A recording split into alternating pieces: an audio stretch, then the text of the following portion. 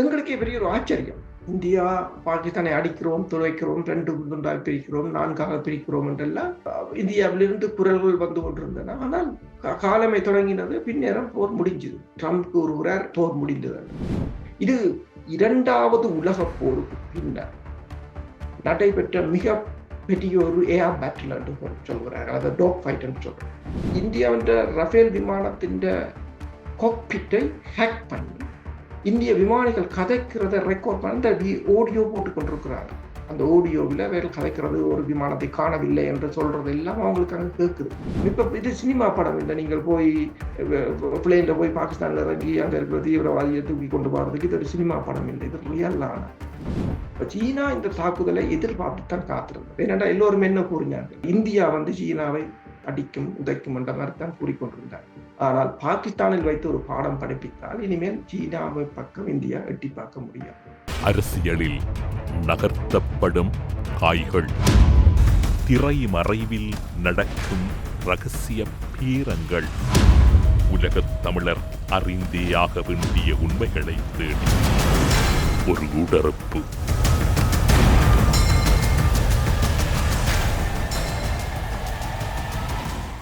பிரித்தானியாவில் இருக்கும் கலாநிதி பிரபாகரன் எல்லோராலும் நன்கு அறியப்பட்டு பரிச்சயமான இராணுவ ஆய்வாளர் வேல்ஸிலிருந்து அருஸ் அவர்களை ஊடறுப்பு நிகழ்ச்சியோடு இணைத்திருக்கின்றோம்.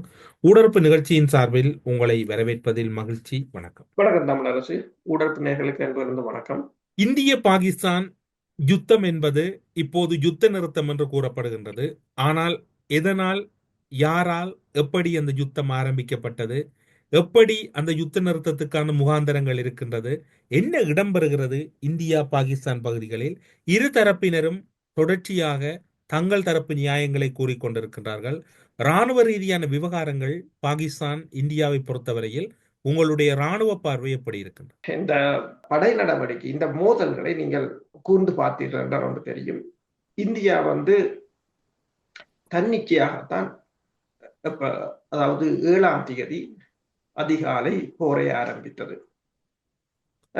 தாக்குதலை மேற்கொண்டார்கள். பாகிஸ்தான் பதிலடி கொடுப்போம் என்று கூறியிருந்தது.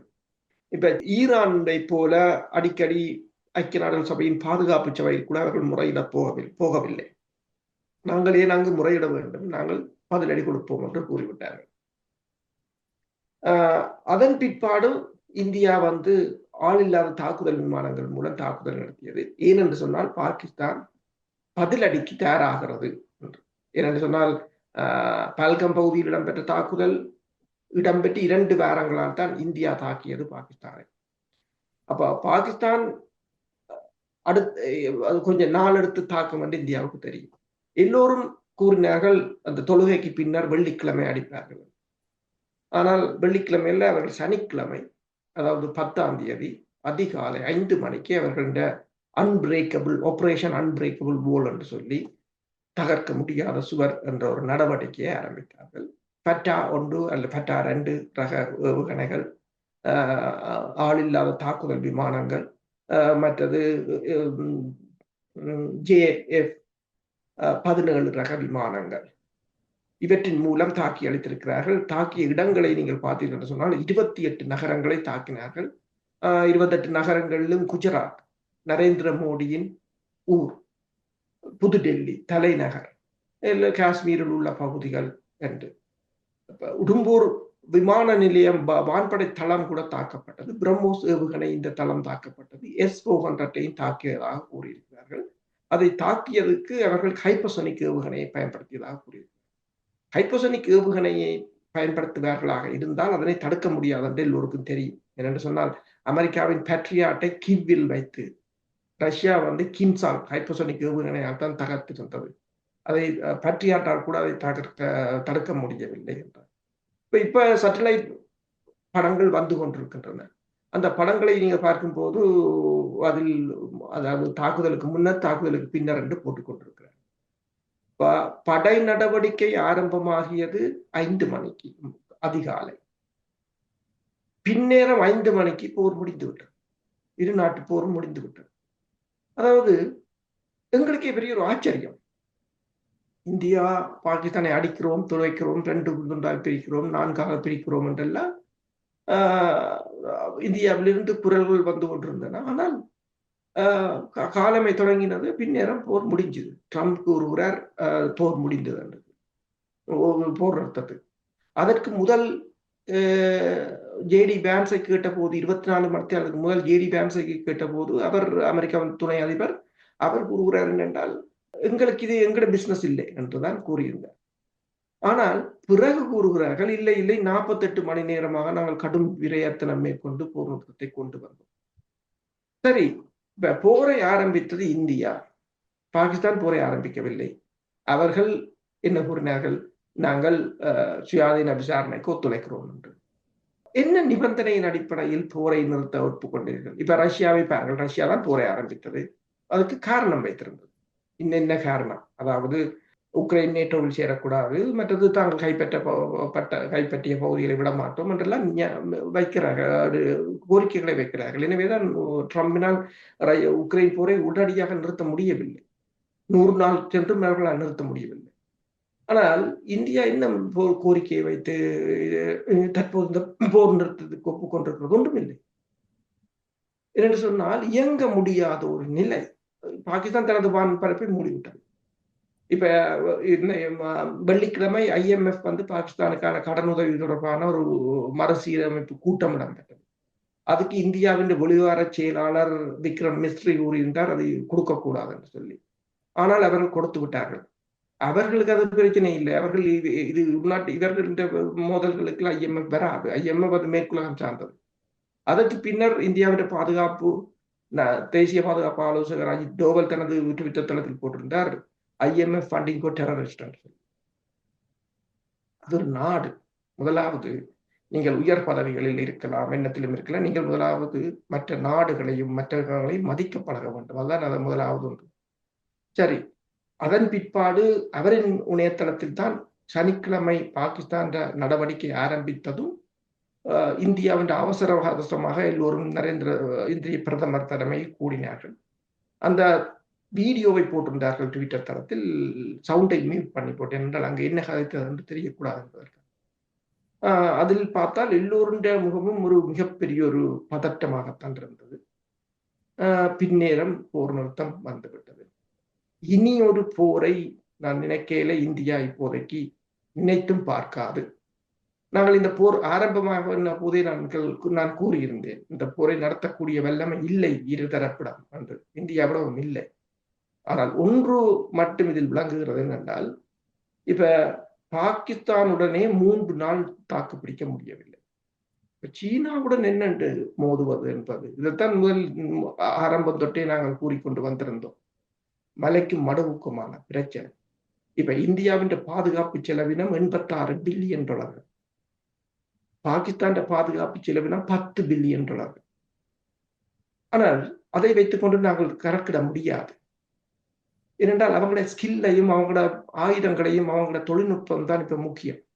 ரஷ்யாண்ட பாதுகாப்பு செலவினம் உக்ரைன் போர் ஆரம்பித்த போது $60 பில்லியன்.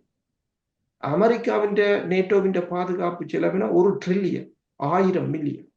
ஆனாலும் போரை வெல்ல முடியவில்லை. ரஷ்யாவுக்கு எதிரான போரை வெல்ல முடியவில்லை. அதே போன்ற ஒரு நிலைதான் தற்போது இந்த போர் நிறுத்தத்தை கொண்டு வந்து முடித்திருக்கு.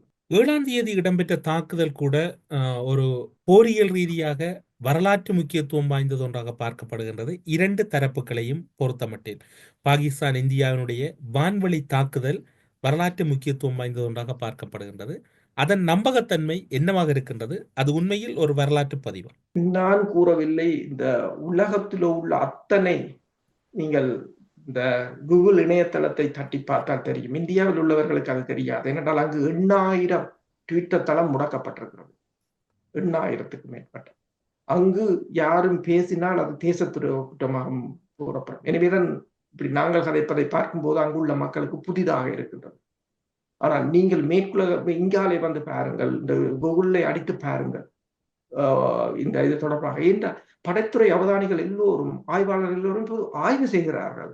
எல்லா இடத்திலும் பார்த்தால் அவர்கள் ஒவ்வொரு தியரியை கொண்டு வரார்கள். என்னென்னு சொன்னால் 4.5 ஜெனரேஷன் என்று சொல்றது, 4.5வது தலைமுறை விமானம். அந்த விமானம் இதுவரை வீழ்ந்ததில்லை. ரஃபேல் விமானத்தின் டெசர்ட் ஏவியேஷனை അതിന്റെ പങ്കുചந்தை ஊடத்து തലകളാ விழுந்திருந்தது. சீனாவின் ஷென்டு ஏர்கிராஃப்ட் இண்டஸ்ட்ரீஸ் பங்குச்சந்தை 40% உயர்ந்திருக்கிறது. இப்ப ரஃபேல் விமானத்தை இந்தியா கிட்டத்தட்ட 36 விமானங்கள் இருக்கிறது இந்தியாவில். 28 விமானங்கள் சிங்கிள் சீட், 8 விமானங்கள் டபுள் சீட். அதை 8.9 பில்லியன் டாலர்களுக்கு வாங்கியிருந்தார்கள் அப்போது. அதற்கு பிறகு இப்ப 63,000 கோடிக்கு மேலும் 36 விமானத்தை கடற்படைக்கு வாங்குவதற்கு போயிருக்கிறார்கள். இந்தோனேஷியா 42 விமானங்களை பிரான்ஸ்ல வந்து வாங்கியிருந்தது. கட்டார் 36 விமானங்களை வாங்கியிருந்தது. இப்ப எல்லோரும் தலையில் கை வைக்க வேண்டிய ஒரு நிலை என்னன்னு சொன்னால், ரஃபேல் விமானம் உண்மையில் ரஃபேல் விமானத்தை பொறுத்தவரையில் தரமான விமானம் தான். ஆனால் அதை சண்டையின் போது அதன் டெக்னாலஜி என்னென்று சொன்னால், அவர்கள் நீங்கள் பாகிஸ்தான் வான்படை போடுகின்ற அந்த தளங்களை நீங்கள் பார்க்கலாம். நீங்கள் இந்தியாவையும் பார்க்கலாம், பாகிஸ்தானையும் பார்க்கலாம், எல்லாம் பார்க்கலாம், அது பிரச்சனை இல்லை. ஏனென்று சொன்னால் ஒரு ஆய்வு செய்யும் போது நீங்கள் அதையும் பார்க்க மாட்டோம், இதையும் பார்க்கலாம். இப்போ அவங்க இந்தியாவின் ரஃபேல் விமானத்தின் காக்பிட்டை ஹேக் பண்ணி இந்திய விமானிகள் கதைக்கிறத ரெக்கார்ட் பண்ணி அந்த ஆடியோ போட்டு கொண்டிருக்கிறார்கள். அந்த ஆடியோவில் வேறு கதைக்கிறது, ஒரு விமானத்தை காணவில்லை என்று சொல்றது எல்லாம் அவங்களுக்கு அங்கே கேட்குது. ரஃபேல் விமானத்தில் இருந்த ஏவுகணை, ஏர் டு ஏர் ஏவுகணை, மீட்ரியோட் ஏவுகணை, அந்த மீட்ரியோட் ஏவுகணையை தயாரித்த நிறுவனம் வந்து MBDA என்றது வந்து ஐரோப்பாவிலேயே மிகச்சிறந்தது. அந்த ஏவுகணை கிட்டத்தட்ட 124 மைல் தூர வீச்சு கொண்டது. ஆனால் சீனா பாகிஸ்தானுக்கு வழங்கியது 90 மைல், அல்லது PL-15 தான். ஆனால் அதை என்னென்று அடித்தார்கள் என்ற ஒரு கேள்வி இருக்குது. அதுக்கு அவர்கள் சொன்ன விடயம் என்னவென்று சொன்னால், எலக்ட்ரானிக் வார்ஃபேரால முதலில் ஜாம் பண்ணினார்கள். எல்லா ரஃபேலையும் ஜாம் பண்ணி போட்டு செயலிழக்க செய்து போட்டு தான் அடித்தார்கள். இப்போ ஒரு விமானி கூறுகிறார் நேர்காணல், தங்களால் 15 விமானங்களை சுடக்கூடிய சந்தர்ப்பம் இருந்தது, 15 லாக் பண்ணி வைத்திருந்தோம். ஆனால் இது சண்டை மிக பெரிதாக வரக்கூடாது என்பதற்காக 5 சுட்டு விட்டு வந்து விட்டோம் என்று கூறியிருக்கிறார். இப்ப நீங்க இல்லை என்று சொன்னாலும், இன்றைக்கு வாஷிங்டன் போஸ்டை பொறுத்தவரையில் வாஷிங்டன் போஸ்ட் போட்டிருக்கிறது, பூகான் என்ற பகுதியில் இருக்கிற, அதாவது காஷ்மீர்ல ரஃபேல் என்ஜினை எடுத்திருக்கிறார்கள் என்று.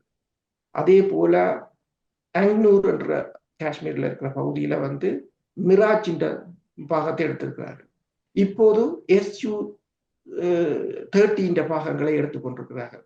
அப்ப நீங்கள் இந்த சண்டை முடிந்த பிற்பாடு, அதாவது 8ஆம் தேதி நாங்கள் பார்த்திருந்தோம், அந்த இடம் முழுக்க விமான சிதறல்களாகத்தான் இருக்கின்றன. என்ஜின்கள், ஏவுகணை துண்டுகள் என்று அந்த இடம் முழுக்க விமான சிதறல்களாகத்தான் இருக்கின்றன. இது 2வது உலகப் போருக்கு பின்னர் நடைபெற்ற மிக பெரிய ஒரு ஏர் பேட்டில் என்று சொல்கிறார்கள், அதாவது டாக் ஃபைட் என்று சொல்றது. கிட்டத்தட்ட இந்தியாவின் 72 விமானம், பாகிஸ்தான் 42 விமானங்கள் வானில் நின்றன. அந்த பேட்டில் இறுதியாக இந்தியா விமானங்கள் பின்வாங்கி விட்டதாகத்தான் அவர்கள் கூறுகிறார்கள். பிரச்சனை என்னன்னு சொன்னால், இப்ப சீனாவின் J-10 தான் ഇതിന്റെ கதாநாயகன். அதுவும் 4.5 ஜெனரேஷன் தான். பட் அது வந்து $40 மில்லியன். ஆனால் பிரான்சின் விமானம் வந்து $288 மில்லியன் பெறுமதியானது ஒரு விமானம். ஆனால் அந்த 40 மில்லியன் பெறுமதியான விமானம் வந்து இந்த பேட்டிலை வின் பண்ணிவிட்டது என்றதுதான் பிரச்சனை. இதுதான், எனவேதான் இதை ஆய்வு செய்கிறார்கள். இப்போ எல்லோரும் அதான் சொல்கிறார்கள், அதாவது 2வது உலகப் போருக்கு பின்னர் நடைபெற்ற மிக பெரிய ஒரு ஏர் பேட்டில், அதுல வின் பண்ணியிருக்கிறார். அடுத்தது என்ன பிரச்சனை என்றால், இந்த செய்தி வந்து, அதாவது ஐரோப்பாவிடம் இருக்கிற மிக தரமான விமானங்கள் வந்து இந்த ரஃபேல் ஐரோப்பா, அது இந்த சண்டையில விழுந்தது வந்து இனி தாய்வான் மீதான அமெரிக்கா என்ற படை நடவடிக்கைக்கு மிகப்பெரிய ஒரு கேள்விக்குறியை கொண்டு வந்து விட்டிருக்கிறது. மிகப்பெரிய ஒரு கேள்விக்குறி என்னென்னு சொன்னால், மாடர்ன் வார்ஃபேர்ல நீங்க பார்த்தீங்கன்னு சொன்னால், இந்த ஏர் டு ஏர் மிசைல்ஸ் தான் வான் சண்டையை தீர்மானிக்கும். அது அமெரிக்கா தான் எப்பவும் டொமினேஷனா இருந்திருக்கிறது. அமெரிக்கா இப்போ வியட்நாம் சண்டையாக இருக்கலாம், வளைகுடா போராக இருக்கலாம், அமெரிக்கா தான் அதில் கதாநாயகனாக இருந்தது. ஆனால் அந்த அவர்களின் ஏவுகணையை இந்த சீனாவின் ஏவுகணை முறியடித்தது ஒரு மிகப்பெரிய ஒரு ஆச்சரியமானது. நீங்கள் இப்போது குறிப்பிட்டீர்கள் இந்தியாவின் 72 விமானங்கள், பாகிஸ்தானின் 42 விமானங்கள், இருவரும் நேராக வானிலே சந்தித்துக் கொண்ட சம்பவம் இடம்பெற்றது. 2ஆம் உலகப் போருக்கு பின்னர் இடம்பெற்ற வரலாற்று முக்கியத்துவம் வாய்ந்த ஒரு சம்பவமாகவும் குறிப்பிட்டீர்கள். அந்த தாக்குதலில் தன்மை என்பது இரண்டு சாராருடைய பலத்தை பிரயோகிப்பதற்காகத்தான் இருந்ததா, அல்லது முதலில் இந்த விடயங்களை வானிலே விமானங்களை செலுத்தி அங்கு இந்த விவகாரங்களை கையாண்டது இந்த நாடு? என்னென்று சொன்னால் 7ஆம் தேதி இந்தியா தான் சண்டையை ஆரம்பித்தது. இந்தியா தாக்குதலை அதாவது பாகிஸ்தானில் இருக்கின்ற பகுதிகள் மீது ஏவுகணை தாக்குதலை மேற்கொண்டிருந்தார்கள். பிரம்மோஸ் ஏவுகணையை தரையிலிருந்து ஏவியிருந்தார்கள். ஆனால் ரஃபேல் விமானத்தை எதற்கு யூஸ் பண்ணார்கள் என்று சொன்னால், ஸ்கல்ப் என்ற ஏவுகணை குரூஸ் மிசைல்ஸ் பிரான்ஸ் அதை இந்த விமானங்களில் தான் ஏவி இருக்கிறார்கள். அதே போல ரஃபேல் இந்தியாவின் என்ன சொல்ற ஒரு கிரவுன் என்று சொல்றது இந்தியாவின் பிரஸ்டீஜான விமானம் அதுதான். அப்ப இந்த சண்டைக்கு முதலே அவர்கள் சொன்னார்கள், இந்த சண்டையில் ரஃபேல் வருகிறது, ரஃபேல் போக போகிறது என்றுதான் சொன்னார்கள். அதற்காகத்தான் கொண்டு போனார்கள். ஆனால் பாலக்கோட் பகுதியில் உங்களுக்கு தெரியும், அமெரிக்காண்ட F-16 இந்தியாண்ட MiG-21 சுட்டு வீழ்த்தியிருந்தது. அப்ப அதற்கு பிறகு அவங்களுக்கு ஒரு பயம் என்னென்றால், பாகிஸ்தான் பகுதிக்கு போகக்கூடாது, விழுந்துதென்றால் அங்க விழுந்தென்றால் எல்லாத்தையும் எடுத்து பெரிய பிரச்சனையா வந்து என்ன போன முறை தெரியும் விமானியையும் கைது செய்திருந்தாங்க. அப்ப இவங்க இவங்களை போட்டுக்க நின்று வந்தாங்க, அவங்க தங்களை போட்டுக்க நின்று வந்தாங்க. அப்ப அங்க இருந்துதான் இரண்டு தரப்பும் மோதி இருக்கிறது. என்ன பிரச்சனை என்று சொன்னால், ஒன்று இவர்கள் சரியாக பாகிஸ்தான் பலத்தையும் பாகிஸ்தான் விமானிகளின் பலத்தையோ அல்லது விமானத்தின் பலத்தையோ ஏவுகணையின் பலத்தையோ அல்லது தொழில்நுட்பத்தையோ அறியவில்லை. இரண்டாவது பிரச்சனை என்ன சொன்னால், இவர்களிடம் இருக்கின்ற ரஃபேல் விமானத்தை பயன்படுத்தவும் இவர்களுக்கு பெருசாக தெரியவில்லை. இதை நான் கூறவில்லை, பாகிஸ்தான் வான்படை தளபதி கூறியிருக்கிறார். அவர் ஒன்றைத்தான் கூறியிருக்கிறார், ரஃபேல் விமானத்தை பொறுத்தவரையில் தான் குறை சொல்லவில்லை. ரஃபேல் விமானம் தரமான விமானம், சுட்டு பிடித்தன அப்புறம் அவங்களாத்தான் சொல்றாங்க, தரமான விமானம். ஆனால் உங்களுக்கு அதை பாவிக்க தெரியவில்லை, எவ்வாறு பாவிப்பது என்று தெரியவில்லை. இப்ப நீங்கள் புது கார் வாங்கலாம், கட்லோக்கு எதுவும் உங்களுக்கு கட்லோக்கு படிக்காம அதை ஓட்டினால் அது எந்த புது காரும் ஆக்சிடென்டா அல்லது உடைஞ்சு விழுகிறது நிலைமையாக தான் இருக்கும். அதே ஒரு நிலைமை தான். என்ன சொன்னால், ஃபுல்லா டிசேபிள் பண்ணிட்டாங்க விமானத்தை. இந்த விமானத்தால எதுவும் செய்ய முடியாத ஒரு நிலையாக போய்விட்டது. அது எலக்ட்ரானிக் வார்ஃபேர் என்று சொல்றாங்க. ஆனால் ரஃபேல் விமானத்திலும் இருக்கின்றது எலக்ட்ரானிக் வார்ஃபேர் இருக்கின்றது. அதாவது அதற்கு சொல்றது ஸ்பெக்ட்ரா என்று கூறுகிறது. எலக்ட்ரானிக் வார்ஃபேர் ஜாமிங் சிஸ்டம் இருக்கின்றது. இந்த ஜாமிங்கால J-10 ஜாம் பண்ணி இருக்கலாம். ஆனால் அதற்கு முதல் அவங்க ஜாம் பண்ணி இருக்கிறாங்க, ஜாம் பண்ணி போட்டுத்தான் அடிச்சிருக்கிறாங்க. அது மட்டுமில்ல, இந்தியாட்ட இருக்கிற முன்னணி விமானங்கள் நீங்க பாத்தீங்கன்னா சார், ரஃபேல் இருக்கிறது, Su-30 இருக்கிறது, MiG-29, மிராஜ், இவ்வளத்தையும் தான் நாங்கள் கொண்டு போனது. எல்லாத்தையும் வீழ்த்திட்டாங்க. அதான் அந்த பிரச்சனை. அப்ப முன்னணி விமானங்கள் இந்தியா வான் மேலாண்மை முதுகு உடைக்கப்பட்டிருக்கிறது. இதற்கு மேலே கொண்டு போக முடியாத ஒரு நிலை. இப்ப பாருங்கள், சனிக்கிழமை இடம்பெற்ற தாக்குதல்ல AF-17 ஹைப்போசனிக் மிசைல அடிச்சிருக்குது கொண்டு இந்தியா மட்டும். அப்ப அவங்களால வான் மேலாண்மையை வைத்திருக்க முடிகிறது. அது ஒரு பிரச்சனை. அதுக்கு நீங்கள் யோசிக்கலாம், சீனா தான் அது இந்த பின்னணி என்று சொல்லி. சீனாவுக்கு ஒரு முக்கிய பணி ஒன்று இருக்கிறது, தனது புதிய ஆயுதங்களை ஒன்று பரிசீலிப்பது. அடுத்தது தனது வான் மேலாண்மையை நிரூபிக்க வேண்டிய ஒரு கட்டம்.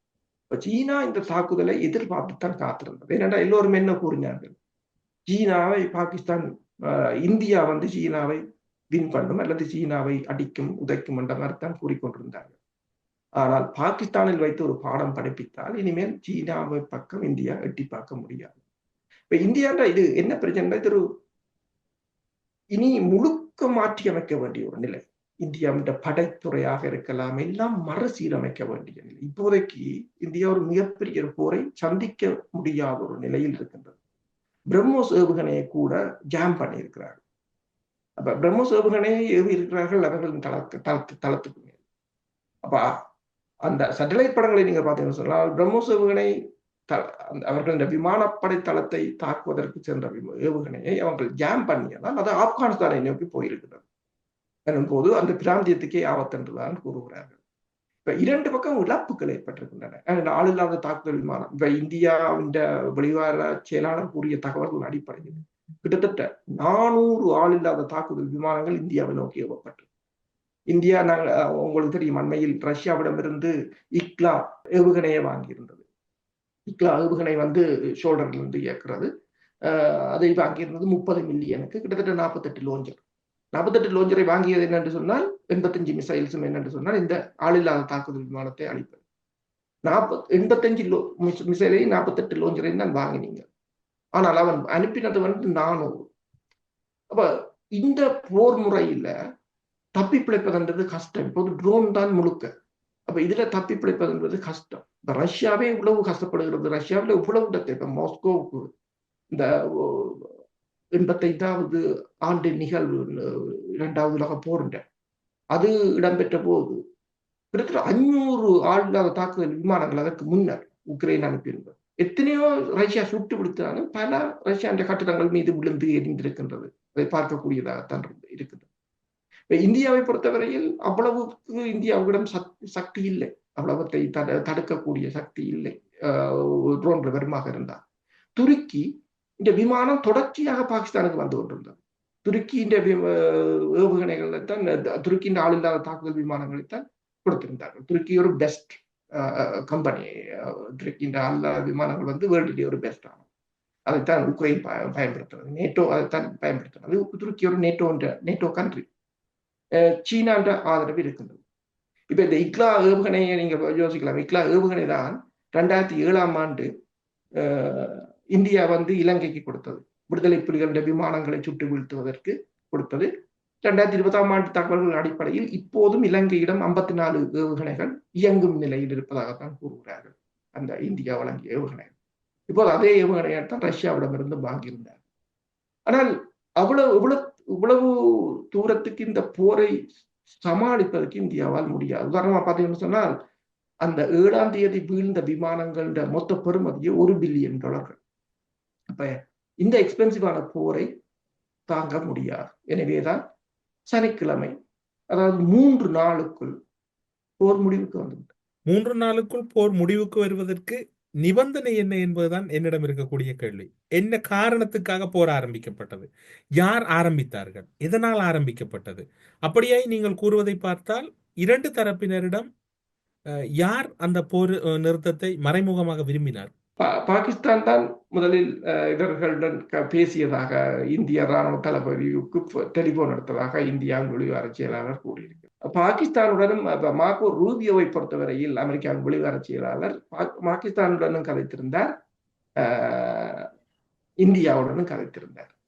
அதே போல சவுதி அரேபியாவின் வெளிவார அமைச்சரும் பேசியிருந்தார். ஈரான் வெளிவார அமைச்சர் இந்நாட்டுக்கும் பயணம் மேற்கொண்டார். பல நாடுகள் இது தொடர்பாக பேசியிருந்தனர். ஆனால் CNN இறுதியாக வெளியிட்ட தகவல்களின் அடிப்படையில் இந்த போரை, அதாவது சனிக்கிழமை அதிகாலை பாகிஸ்தான் தாக்குதலை ஆரம்பித்த பிற்பாடு இந்த போரை நிறுத்துமாறு இந்தியா அமெரிக்காவுடனும் சவுதி அரேபியாவுடனும் துருக்கியுடனும் இந்தியா கேட்டதாகத்தான் நாங்கள் கூறியிருக்கிறார்கள். அதற்கு பின்னர் தான் ட்ரம்ப் வந்து இந்த போரை நிறுத்துவதற்கு, ஏனென்றால் பாகிஸ்தானை பொறுத்தவரையில் பாகிஸ்தான் முதலே இந்த போரை விரும்பவில்லை என்றதுதான். ஏனென்றால் அவர்கள் தாங்கள் சுயாதீன விசாரணைக்கு தாங்கள் ஒத்துழைப்பதாகத்தான் கூறினார். இந்தியாவை பொறுத்தவரையில் இந்த அமெரிக்காவை பொறுத்தவரையில், இதாவது சீனாவிலிருந்து ஆப்பிள் நிறுவனங்களாக இருக்கலாம், முதலீடுகளை இந்தியாவுக்கு மாற்றுவதற்கு அமெரிக்கா உத்தரவாதம் அளித்திருந்தது. அதற்காகத்தான் ஜேடி வேன்ஸ் வந்திருந்தார். அப்ப ஜேடி வேன்ஸுக்கு வந்து தாங்கள் இந்த பிராந்தியத்தில் ஒரு ஆளுமை மிக்க சக்தியாக காட்ட வேண்டும். எனவேதான் வலிந்து இந்த தாக்குதலை ஆரம்பித்திருந்தார்கள். ஆனால் எல்லாம் பேக் ஃபயரா போயிட்டு தான் இந்த பிரச்சனை. உண்மையில் நீங்கள் பார்த்தீர்கள் சொன்னால், ஒரு படைத்துறை ஆய்வாக இதை நீங்கள் செய்தீர்கள் என்று சொன்னால், ஒரு நடுநிலைமையாக இந்த போரின் மூலம் இந்தியா தன் பிராந்திய வல்லாதிக்கம் என்ற நிலையை இழந்துவிட்டது. இப்போதைய சூழ்நிலையில் இந்த யுத்த நிறுத்தம் அல்லது யுத்த நிறுத்தத்துக்கான சந்தர்ப்பங்கள் எழுந்திருக்கக்கூடிய சூழ்நிலையில் இது இப்படியே அமைதியாக செல்வதற்கு வாய்ப்பு இருக்கின்றதா? பெரும் வான்பரப்புகளையும் பாகிஸ்தான் உடனடியாக மூடியது. பின்னர் அமெரிக்காவின் கருத்துக்கு அமைய பின்னர் திறக்கப்பட்டது. வான்பரப்பு என்பது பாகிஸ்தானை பொறுத்தவரையில் ஒரு பலமான கட்டமைப்பாக இருக்கு. பாகிஸ்தான் வான்பரப்பு மூடப்பட்டது பாகிஸ்தானுக்கு உண்மையில் இழப்பாகத்தான் இருக்கும். என்னென்று சொன்னால், பாகிஸ்தானின் வான்பரப்பாக பறக்கும் விமானங்கள் ஒவ்வொரு விமானமும் $585 கட்ட வேண்டும் பாகிஸ்தானுக்கு, அந்த வான்பரப்பை யூஸ் பண்றதுக்கு. அந்த வருமானத்தை கூட பாகிஸ்தான் இழக்கும். பாகிஸ்தானை பொறுத்தவரையில் IMF-உடன் கடன் வாங்கி தான் தனது நிதி நிலைமையை சரிப்படுத்திக் கொண்டிருக்கிறார். சீனாவின் உதவிகளால் தான் அவர்கள் ஏதோ ஒரு வகையில் இயங்கிக் கொண்டிருக்கிறார்கள். ஏனைய அரபு நாடுகளின் உதவிகளால் தான் இயங்கிக் கொண்டிருக்கிறார்கள். அவ்வாறான ஒரு நிலைமை. உண்மையில் பார்க்க போனால் நான் கூறுகிறேன் முதலில், இந்தியாவின் வெளிநாட்டு கையிருப்பு கிட்டத்தட்ட 685 பில்லியன். பாகிஸ்தான் வெளிநாட்டு கையிருப்பு வெறும் 15 பில்லியன் டாலர்கள் தான். இப்போ பாகிஸ்தானை பொறுத்தவரையில் இழப்பதற்கு ஒன்றும் இல்லை. அதான் அந்த பிரச்சனை. ஆனால் அவங்களை பொறுத்தவரையில் இழப்பதற்கு ஒன்றும் இல்லை. ஆனால் இந்தியாவை பொறுத்தவரையில் அவ்வாறு இல்லை. நீங்கள் பொருளாதார ரீதியாக வளர வேண்டும் என்று சொன்னால், முதலீட்டாளர்களை கவர வேண்டும் என்று சொன்னால், நீங்கள் போரை விரும்ப முடியாத தற்போதைய நிலை. அமெரிக்காவை சந்தோஷப்படுத்துவதற்காக போரை ஆரம்பித்தால் அது மிகப்பெரிய ஒரு பாரிய பின்னடைவாகத்தான் முடியும். இப்ப ரஷ்யா போர் எவ்வளவு நாள் நடக்கிறது? 3 வருஷத்துக்கு மேல. இந்த போர் எத்தனை நாள் நடந்தது? 3 நாள். 3 நாளோட முடிஞ்சது. அப்ப என்னென்றால், இந்தியாவை பொறுத்தவரை இந்தியா அமெரிக்காவோ இஸ்ரேலும் இல்லை. பாகிஸ்தானை பொறுத்தவரை பாகிஸ்தான் பலஸ்தீனமும் இல்லை. அதை நாங்கள் வலிவாக விளங்க வேண்டும். உங்களுக்குரிய அதாவது இந்தியாவை பொறுத்தவரையில் எத்தனையோ மில்லியன் மக்கள் ஒரு நாளைக்கு $1 சம்பளத்துடன் $1 தான் அவர்களுடைய வாழ்க்கை போகின்றது. அவ்வாறான ஒரு வறுமையின் நிலைமையில் தான் இருக்கிறார்கள். ஒரு தொகுதி மக்கள் மட்டும்தான் செல்வந்தர்களாக இருக்கிறார்கள். நான் கூறினேன் 63,000 கோடிக்கு விமானங்களை வாங்கியிருக்கிறேன். இப்போ அந்த அவ்வளவு விமானத்திலும் எந்தவித பிரயோசனமும் இல்லை என்ற ஒரு நிலையை உருவாகிவிட்டது.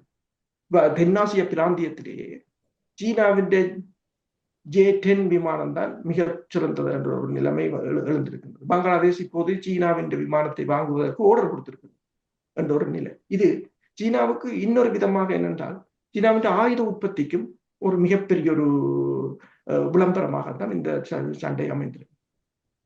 இந்தியா இதில் என்ன பிரச்சனை என்று சொன்னால், நீங்கள் ஒரு சண்டைக்கு போகுவதற்கு முதல் நீங்கள் யாருடன் சண்டை பிடிக்கிறீர்கள் என்பதையாவது யோசித்திருக்க வேண்டும். பாகிஸ்தானை அடிப்பதால் அது யாருக்கு லாபம், யாருக்கு நட்டம்? ஆனால் இது முழுக்க அரசியலுக்காக மேற்கொள்ளப்பட்டது.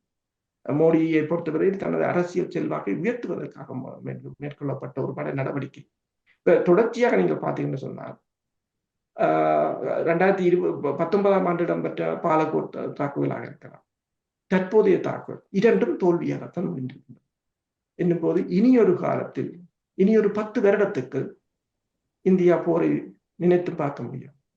ஆனால் நீங்கள் இப்படி கூறினாலும் அங்க இருக்கக்கூடிய சமூக வலைத்தளங்களாக இருக்கலாம் அல்லது சமூக ஊடகங்களில் பரவுகின்ற கருத்துக்களை எல்லாம் பார்க்கின்ற போது நேர் எதிராக வல்லவா இருக்கின்றது. நீங்களும் அவதானித்திருப்பீர்கள். எனக்கு உங்களிடம் செவி காண்கின்ற போது நானும் நீங்களும் உரையாடுகின்ற விடயம் தவறாக இருக்கின்றதா என்கின்ற மனநிலை எல்லாம் எழுகின்றது. அப்படியான கருத்துக்களை நீங்கள் பார்க்கவில்லையா? நானும் பார்க்கிறேன். என்று சொன்னால், ஏதாவது பாகிஸ்தானை 5ஆக உடைத்து விடுவோம், 6ஆக உடைத்து விடுவோம், பாகிஸ்தான் என்ற ஒரு நாடே இருக்காது, அப்படித்தான். இன்றும் ஒரு இணையதளத்தை பார்த்தேன். அதில் ஒரு மனிதன் இராணுவத்தில் மிகப்பெரிய ஒரு பதவியில் இருப்பவராகத்தான் இருக்கிறார். அவர் வயதானவர். அவர் அந்த நேர்காணல் கண்டவரை பேசக்கூடாது, உரத்த சுத்தமாக கத்துகிறார். தாங்கள் அடிப்போம், துவைப்போம், வெட்டுவோம், கொத்துவோம் என்று சொல்லி. இப்ப என்னன்னு சொன்னால், இப்ப தண்ணி பிரச்சனையை கூட இந்தியா தண்ணியை நிறுத்தியது. இப்போது வெள்ளிக்கிழமையே இந்தியா தண்ணியை திறந்து விட்டுட்டது. யாருக்கு தெரியுமன்றது எனக்கு தெரியாது. இந்த சமூக வலைத்தளங்களுக்கு தெரியுமன்றது தெரியாது. நீங்கள் சமூக வலைத்தளத்தில் போரை நடத்தலாம், ஆனால் ரியல் ஆன காலம், இப்ப இது சினிமா படம் இல்லை. நீங்கள் போய் பிளேன்ல போய் பாகிஸ்தான்ல இறங்கி அங்க இருக்கிற தீவிரவாதியை தூக்கி கொண்டு போறதுக்கு இது ஒரு சினிமா படம் இல்லை. இது ரியலான சண்டை. இது இதில் தொழில்நுட்பமும் அறிவும் தான் இதில் வேலை செய்யுமே தவிர இமேஜினரியாக இதுக்குள் போக முடியாது. அவர்கள் வேணுமென்று சொன்னால் அவ்வாறு சமூக வலைத்தளங்களை அவர்கள் வேணுமென்று சொன்னால் அவ்வாறு தங்கள் பிரச்சாரத்துக்காக தங்கள் மக்களை திருப்திப்படுத்துவதற்காக சொல்லலாம். ஆனால் களமுனை என்பது வேறுபட்டது. எப்போதும் உண்மை கசப்பாக இருந்தாலும் அதனை ஏற்றுக்கொண்டால் தான் அடுத்தது நாங்கள் என்ன செய்யலாம் என்றதை யோசிக்க முடியும். தற்போது பாகிஸ்தானிடம் கூடி பாகிஸ்தானுடன் 3 நாள் தாக்கு பிடிக்க முடியவில்லை என்று சொன்னால் சீனாவை நாங்கள் நினைத்தும் பார்க்க முடியாது என்றதான் இதன் அர்த்தம். அடுத்ததாக இப்போது பிரச்சனை இல்லை. இது மெல்ல மெல்ல இனி கொஞ்ச நாள் செல்லத்தான் இதன் தாக்கம் வெளியில் வரும். அடுத்ததாக இவர்கள் மேற்குலக ஊடகங்கள், இப்ப வாஷிங்டன் போஸ்ட் போட்டிருக்கிறது, ராய்ட்டர் போட்டிருக்கிறது, BBC, அப்ப இவ்வளவும் பொய்யா இருக்கலாம்.